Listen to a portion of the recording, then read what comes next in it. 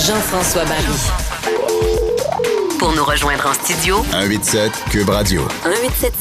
1877-827-2346. Le retour du débat sur le troisième lien, évidemment, on parle du lien entre Lévis et Québec, ramène toutes sortes de dossiers à l'avant-plan. Et entre autres, on apprend qu'il y a des vautours, on va les appeler comme ça, parce que c'est comme ça qu'on les appelait dans l'article que j'ai lu, donc qui appellent les propriétaires de terres agricoles pour acheter leurs terres en prévision, évidemment, d'une expansion, puis de l'achat des terrains par le gouvernement, puis peut-être construire toutes sortes de choses autour du troisième lien. Mais là, ça pose l'enjeu de on a besoin de ces terres-là au Québec, on n'en a déjà pas trop.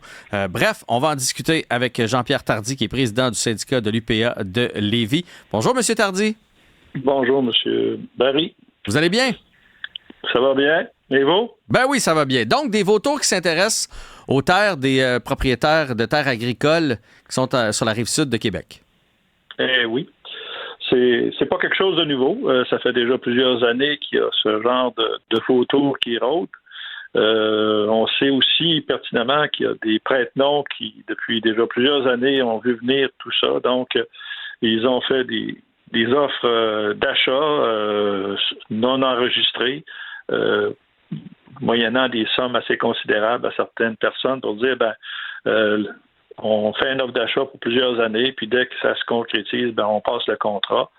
Alors, tout ça, bien, ça a un effet très pervers, c'est que ça fait augmenter en flèche les terres agricoles à Lévis et aux alentours de Lévis, bien sûr.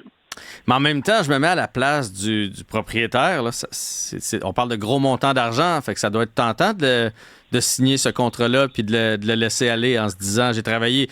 Puis quand on travaille en agriculture, on travaille fort. Là. J'ai travaillé toute ma vie, la manne passe, j'en profite.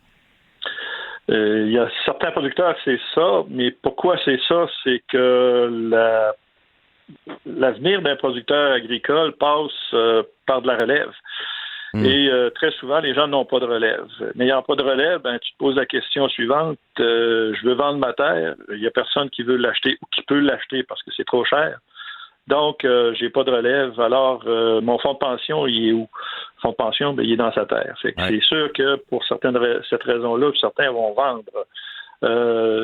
C'est un effet pervers de la hausse des terres parce que tous les productrices et producteurs agricoles du Québec rêvent d'une relève. Que ça continue dans le temps. Mais on peut comprendre certains qui sont pris dans une espèce de dans le coin du mur, puis se font dire, regarde, nous on t'offre ça, puis sinon tu vas mourir avec ta terre, puis tu vas vivre tes vieux jours pas trop de sous dans tes poches. Fait que c'est sûr que c'est tentant pour ces gens-là de signer. Je veux juste être sûr de bien comprendre, parce que ce matin, quand j'analysais ça, je me disais, si, mettons que le producteur, il est là, le propriétaire, il y a une terre qui passe exactement où va passer le troisième lien, s'il ne vend pas sa terre à quelqu'un, un jour, le gouvernement va aussi dire, j'ai besoin de ta terre pour faire le troisième lien, puis il va y acheter de toute façon, non? Ce qu'on demande, regardez, à l'UPA, on n'a jamais été contre le fait d'avoir un troisième lien là, qui viennent contourner, qui fassent un rond autour de Lévis et Québec pour aider à la circulation. Ce qu'on demande, c'est de faire un peu ce qui s'est fait avec le REM de Montréal, c'est d'avoir une fiducie autour de ces terres-là. Vous l'avez dit en début, les terres agricoles, c'est non renouvelable. Lorsqu'on les mange, il n'est plus question de revenir là-dessus. Donc, s'il y a un lien qui vient entrer dans des terres agricoles, à tout le moins, là, s'il y a une fiducie qui vient protéger tout ce qui est autour pour empêcher la construction domiciliaire, industrielle, commerciale, ça c'est quelque chose qui est pensable. Ça aiderait aussi à diminuer les vautours qui viennent autour pour dire, nous, on va acheter des terres et on va les revendre à gros prix lorsqu'il y aura du développement. Si on pourrait avoir ce genre de protection-là, ça serait idéal.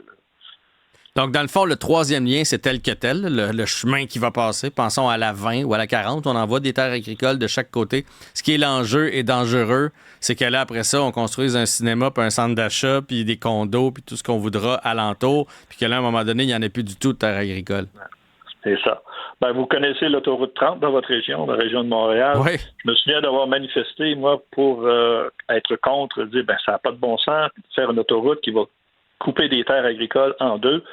Et on se disait, voyons donc, au moins suivez le fleuve, coupez pas les terres en deux. Puis là, on nous disait, inquiétez-vous pas, là, c'est un contournement de la ville de Montréal qui va grandement aider à la circulation et on vous jure qu'il n'y a rien qui va se construire autour de ça. Vous y passez certainement, puis vous voyez que c'est pas le cas. Hein? J'habite tout près du 10-30 et des promenades Saint-Bruno, alors je comprends ce que vous dites. Donc, c'est ce qu'on craint qui arrive ici. Le fait d'avoir une fiducie ou dans ça, n'importe comment, mais qui protège les terres autour, vous avez peut-être vu l'entrevue que Tommy Labrie a donnée, c'est le vice-président de la FRAC, la Relève agricole du Québec. Et ces gens-là, ces jeunes-là, ils veulent cultiver, ils veulent vous nourrir, ils veulent protéger nos terres nourricières. Mais là, quand on arrive avec des prix qui sont inabordables, regardez juste les terres de Rabaska qui le gouvernement s'apprête à acheter, on nous dit entre 34 et 38 millions de dollars, 272 hectares. Ça met des terres de 125 à 140 000 dollars l'hectare. Puis en Chaudière-Appalaches, il y a 2 ans, les terres du côté nord, près de l'autoroute, là, c'était 9 000 $ l'hectare. Et là, c'est rendu à 16 000. Puis là, il offre 125 à 140 000 $ l'hectare. Donc, imaginez ces jeunes-là vont faire ça et dire, c'est quoi mon avenir? Ouais. Si je veux agrandir ma ferme, c'est impossible. Il n'y a personne, il n'y a pas un être humain sur la Terre qui peut cultiver des terres à ces prix-là puis gagner sa vie. C'est impossible. Et que ce soit rentable, c'est ça l'affaire. Puis imaginez quelqu'un que sa famille n'est pas là-dedans, mais que lui a une passion pour ça, il étudie, puis il veut s'en aller s'acheter une terre agricole. C'est impensable présentement. Puis plus on va faire monter les coûts, plus on va faire monter la valeur des terrains, mais plus ça va devenir impossible pour un jeune entrepreneur qui aura envie de s'établir. Est-ce qu'il n'y a pas aussi l'enjeu, parce que on parle de gaspillage alimentaire, qu'à un moment donné, il faut trouver des solutions pour nourrir la planète. Puis d'un autre côté, on enlève de plus en plus de terres agricoles pour faire des développements puis des développements. Mais à un moment donné, si on veut nourrir la planète, il faut les garder, ces terres agricoles-là. J'imagine que du côté de l'Union des producteurs agricoles, c'est un enjeu. C'est un enjeu journalier, minute à minute.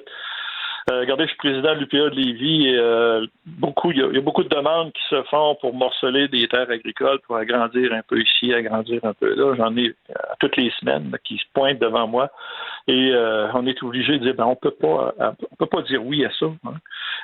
On va dire oui si quelqu'un va arriver puis va nous dire regardez, moi j'ai un tant d'hectares que je voudrais mettre en zonage pour construire, mais j'ai d'autres hectares qui sont équivalents ailleurs. Donc, au total, s'il y a un 10 hectares contre un 10 hectares, on a zéro perte nette. Mm-hmm. C'est des choses qu'on peut regarder, là. Mais on ne peut plus perdre des hectares de culture. C'est ce qui nourrit les Québécoises et les Québécois. Puis, on est au pied du mur, là. C'est très sérieux. Tout le monde le dit, hein. Il y a moins de 2 % de la superficie du Québec qu'on peut cultiver. Puis là, on a plein d'entraves au niveau des bassins versants qui nous empêchent d'aller cultiver très près des cours d'eau. On ne peut pas agrandir nos fermes parce qu'il y a un moratoire depuis 2004. Donc, les producteurs sont coincés entre une incapacité d'agrandir parce qu'il y a des règles qui sont très strictes, puis de l'autre côté, par des prix qui sont hors normes. Donc, l'agriculture s'en va dans un mur de béton, là, c'est évident. Oui. Et nous aussi, sans s'en rendre compte, même si on n'est pas producteur agricole, évidemment, ça va finir par nous rentrer dedans aussi. Donc, merci d'être le chien de garde de tout ça, de veiller à ce qu'on garde un peu de pourcentage de nos terres. On voudrait bien avoir des dents assez longues pour les ramasser puis de les garder à perpétuité telles qu'elles sont présentement. C'est ce qu'on espère. On se le souhaite. Jean-Pierre Tardy, président du syndicat de l'UPA de Lévis, merci pour ces éclaircissements et bonne journée. C'est bien, au revoir. Au revoir.